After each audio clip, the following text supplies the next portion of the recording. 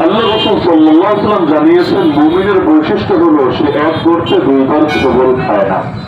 আমরা এই দেশের মধ্যে বারবার একই গর্তে পা দিয়েছি, চাঁদাবাজ দুর্নীতিবাজদের পেছনে দৌড়ে দৌড়ে নিজেদেরকে উল্টো ধ্বংসের মুখোমুখি এনে দাঁড় করিয়েছি। আজকে আমরা দেখতে পাচ্ছি এখনো পর্যন্ত বাংলাদেশ, নতুন বাংলাদেশ হওয়ার 1 বছর পর আগে পর্যন্ত এই পাথর কোয়ারিগুলোকে পরিবেশ বান্ধব উপায়ে এগুলোকে খোলার কোনো ব্যবস্থা করা হয় নাই, অথচ হাজার হাজার না লক্ষ লক্ষ মানুষ এর জন্য কষ্ট পাচ্ছে, তাদের জীবন এবং জীবিকা এর জন্য ব্যাহত হচ্ছে। এমনকি ইন্টারিম গভর্নমেন্টে ডক্টর ইউনূস সরকার পর্যন্ত এসেও সেই ইন্ডিয়ার স্বার্থের বাইরে এই ক্ষেত্রে যেতে পারে নাই। তারাও সে স্পষ্ট জানিয়ে দিয়েছে পাথর কোয়ারি খোলা হবে না। অথচ পরিবেশ বান্ধব উপায়ে এই পাথর কোয়ারিগুলো যদি খুলে দেওয়া হতো, একজন দুজন না হাজার হাজার না লক্ষ লক্ষ মানুষের জীবন এবং জীবিকা সহজ হয়ে যেত। আমরা মনে করি এই বাটপার, এই প্রতারকদের পেছনে আর ঘুরে কোনো লাভ নাই।